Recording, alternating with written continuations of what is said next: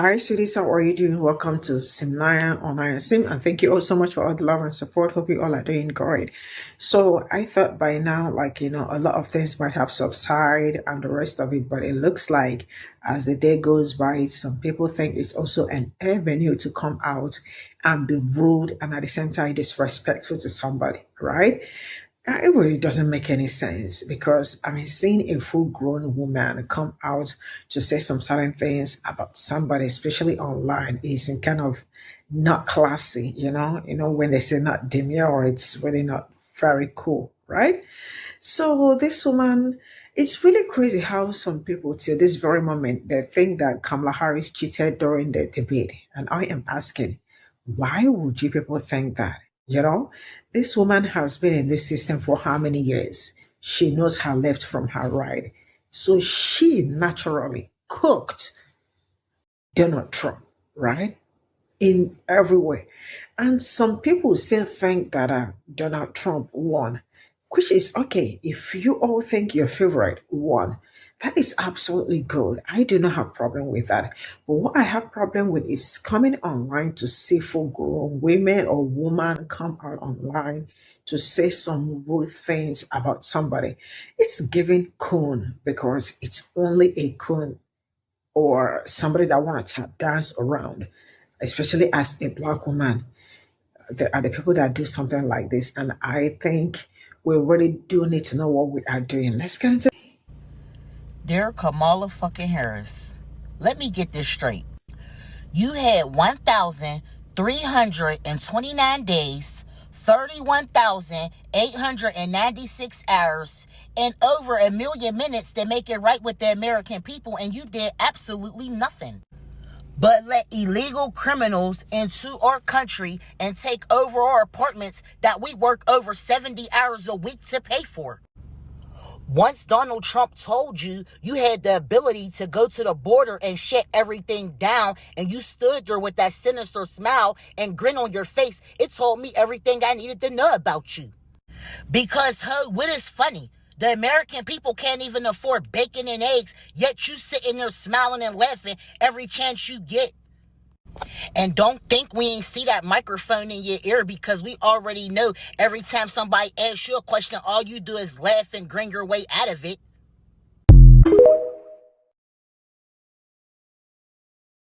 Dear Kamala fucking Harris, hold up. Let me unwrap this real quick. Who are these niggas? I cried laughing when I Yeah, read you know what I'm saying? like, We need to stay away from these niggas. You know what I mean? I learn who they are now. I think by now, you all know where this is about to go, because this Raccoonesia K. Montana is about to engage in some rocket raccoonery, because that's what rocket raccoons do. And because they have the glizzy of white supremacy so firmly lodged in their throats, research is not their strong suit. But hey, that's why I'm here. Let's get it. As soon as Bella, that's my dog, she's female, she was just calling me. But let's get it. We knew you had on a fucking earpiece when you introduced yourself by name to Donald Trump. He already knew your fucking name. They could have left that part out your script because it did nothing but made you look stupid. Did she really just say something about somebody looking stupid? Hold up, you can't make this up. Okay, I've had some water now. But yeah, it's a stretch to introduce yourself to somebody you've never met before and doesn't have the brain cells required to pronounce your name correctly. There are numerous ways of saying her name. They were explaining to me, you can say Kamala, you can say Kamala. I said, don't worry about it. It doesn't matter what I say. I couldn't care less if I mispronounce it or not. I couldn't care less. Some people think I mispronounce it on purpose, but actually I've heard it said about 7 different ways. There are a lot of ways. There are a lot. You all understood how lopsided the results of the presidential debate was? Well, this is going to be the same way, just worse. She had more to say. I forget You locked up over 1,500 people over small marijuana violations, and when you was asked did you ever smoke, you sat there with that stupid ass laugh. Now, in the interest of full transparency, I would like to say I'm not exactly sure which period in Kamala Harris's prosecutorial career she was talking about, when Kamala Harris was a district attorney or when she was the attorney general of the state of California. So I have time. I'll do both periods. Let's start with when she was a district attorney.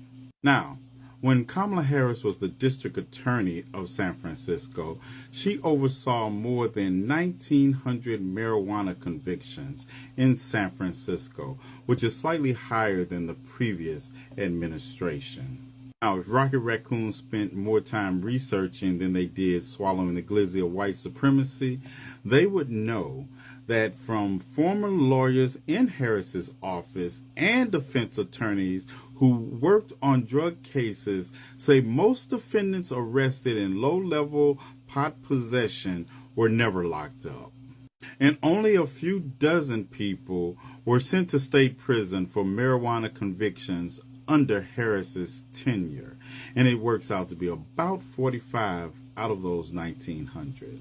Now, I know that states on paper confuse you all, and I don't know if you can spell, but this is the state of California.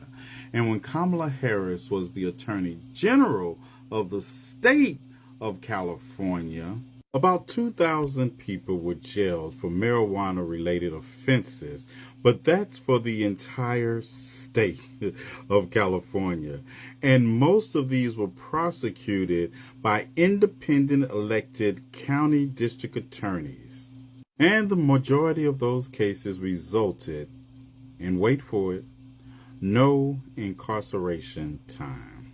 And any jail time they spent associated with their arrest had nothing to do with any of Kamala Harris's positions. And for your own edification, probably doesn't know what that word means, but I digress. The data shows that the number of incarcerated black people in California was the same before Kamala Harris's tenure, during her tenure, and after her tenure, roughly about 28% of California's prison population. So there are a lot of reasons why we need to legalize. Have you ever smoked? I have. Okay. And I inhaled. I did inhale. It was a long time ago. But yes. I know you have to go. They say you have to go. I just broke news. I mean, was it in college? Uh-huh. See, I like stuff like that. That's a real honest answer. Was it blunt or joint? It was a joint. Hey. Yeah. Remember the high? That's your smoking gun? The interview she gave on The Breakfast Club when she was asked has she ever smoked marijuana, and she admitted to smoking marijuana in college. And that's your smoking gun? Harpo, who's this woman? Who's this? Yeah, I can see why marijuana possessions went down during her tenure. And as a senator, Harris championed marijuana decriminalization and eventual legalization. She signed Senator Cory Booker's marijuana legalization bill in 2017, and she also introduced her own bill to decriminalize marijuana at the federal level. And why do your supporters want you to be a black woman so bad? You never wanted to be identified as one before, so why now? I'm convinced the glizzy of white supremacy has you all smoking dick, dope, and dog food all at the same time. Now, I would tell you to just go get you a copy of the transcript from 2006 State of the Black Union Emerging Leaders Conference, in which Kamala Harris spoke at, but it doesn't come in pop-up book form. But you know what? I got you. Nobody cares about the fact that we've got a bunch of young black and brown men in prison. That argument is not working. What I suggest we do as African Americans is own this issue in law enforcement and then define it in the way that works for us, because it is a myth to say that African Americans don't want law enforcement. We do. Now, I would just leave it right here, But you all came this far, and you deserve this last laugh. You thought pulling up to that rally twerking was going to gain a black woman's vote? Not over here. Because me, I would never. And in the words of the immortal Fred G. Sanford, and the G does not stand for glizzy, because you took all of that already. You're right. You could never.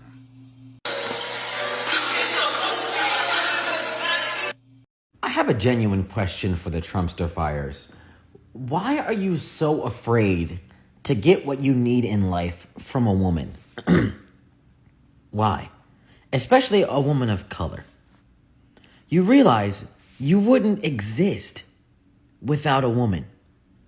Correct? You wouldn't be on this earth to spew your misogyny if it weren't for a woman. So what is so scary about you voting for a woman? What is so scary about you not accepting a white man who is blatantly incompetent and choosing to side with a woman who just wants to help the country, who has more of a political history than the opposition? I just don't. Y'all are so afraid that you're willing to make shit up. Like, oh, she's being fed from her earring. She's being fed lines from her earring in the debate. She wanted to script the debate. Was the debate scripted? No. Was she looking down at some prompt? No. Some teleprompter? No. She was just cooking him naturally from her law experience and just the way black women just are able to argue and speak and debate. Y'all can't take it. I need you to figure out what you're so afraid of. The cognitive dissonance is strong. And I guarantee that most Trump supporters are Christians. So cognitive dissonance just naturally comes with Christianity. As an agnostic who used to be a Christian all of 7 months ago, I can promise you that. Like, what? Y'all got issues. What is so scary about just accepting that a woman can be in charge? Right? Because when your dad wasn't there, who was in charge, right? Your mom. And did things just fall apart? I guess it depends on the household. It depends on the mom. It depends on the kids. But when my mom was around, the house did not fall apart. When dad was at work and mom was taking care of the kids, house didn't fall apart. So I don't know what y'all are so afraid of. You're stuck in this mentality that men should rule, and you want to base things on Christianity and the idea, all these ideas. Sidebar. Y'all hate abortion so much, but you realize your God killed a baby after it was born? David and Bathsheba's son? Because it was a product of adultery and he didn't like that, so he killed the baby after it was born. Keep that in mind. Because your God, you hate abortion, but your God doesn't. And your God didn't abort the baby, he just killed it after it was born. But Trump is claiming that people are killing babies after they're born, and that's not happening, because that's illegal. But anyway, cognitive dissonance. Seek help. Figure out, go to therapy, or just figure out what you're so afraid of when it comes to a woman being in charge. Because I bet you there are things that you don't even understand going on with, like, the products you buy, maybe the way your infrastructure is run, that could be run by a woman and you don't even know. You just wishfully think and believe that a man is running it all. But anyway.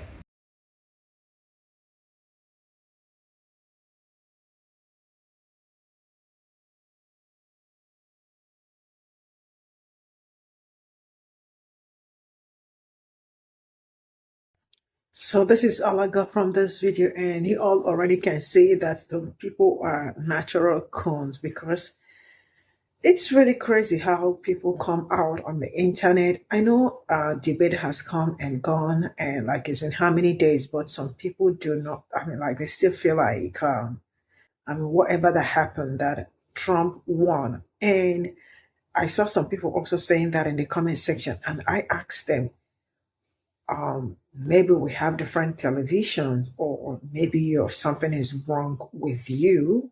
or with me, you never can tell, But it's really insane that people are actually in the comment section with everything that happened during the debate, right? Coming out to defend their favorite. See, there is something that I always stand for. That is, you can always tell the truth, even if it's your favorite, right? You all saw that Kamala Harris cooked Donald Trump. And you all saw everything that happened. And now it's you people saying that because she was wearing an earring that could, like, give her answer like she cheated during the debate. Like, how do you people think? You all think that Kamala Harris, do you know how many years she's been in this game? I mean, this woman is an OG, if you ask me. Why? Because she's been in this kind of profession. I mean, she is a public person, right? She's been in this for a longer time. She is also a professor, a great reader at the same time. Not just every other person you pick on the street or every other woman. I don't know if you understand what I'm saying. So it's really very sad that some people thought, like she wasn't going to say anything during the debate. And like, how do you expect that? Someone that has been up and doing. I mean, I see a lot of people saying that she is a DEI president to be. And I tell you people, if this is how DEI is, I want to also be part of that DEI because you all keep calling Black people DEI. I mean, like, not qualified to have it or something like that, because that is what you people say. Each time you hear DEI, I want you to know that they are talking about Black people because they feel like we are not qualified for anything. So it's always that, like, I mean, like it's something that we got for free or something that they just handed over to us because we are a Black person or because you are a Black person. Isn't kind of insane, but this is what they meant each time they say a DEI president. So sometimes I do not have problem with people coming to criticize somebody's opinion or when it comes to politics, and because I believe that we can have different views when it comes to politics, right, and still be friends. I think that happened years back. It is no longer true. I mean, now it is rare to have different opinion and still be friends. Very, very rare, right? But it's really becoming kind of very wild seeing everybody coming out to everybody just want to call her or say something not good about her, because man, what you also is just a brilliant woman, somebody that I think she knows her onion. I don't need to, I keep saying, there is nobody that I am even support. From everything that happened, you definitely will know that she know her onion, right? Because all the questions she answered during the debate, she was talking about her politics. Everything she answered was based on her politics, right? And your favorite person, your opponent, could not even say anything that got to do, his policy and the rest of it. And then ended up putting Haitians in problem with the comment he made, because if you go to Springfields and all that, Haitians are already they are already having tough time. I mean, yeah, they are already having a tough time. There are some things I wanted to say, but I don't think it's necessary. And I keep asking, like the Jersey official asked, why is it that a lot of people are very scared that a woman might end up being the president? Because I see also a lot of videos of people saying that if you ever let a woman become your president, it means that you are not man enough. So it means men shouldn't vote for a woman, because if you vote for her, you are not man enough. And I hope you all are trying to maybe let go of being a man if she ends up winning, right? See you all in my next video. Bye for now.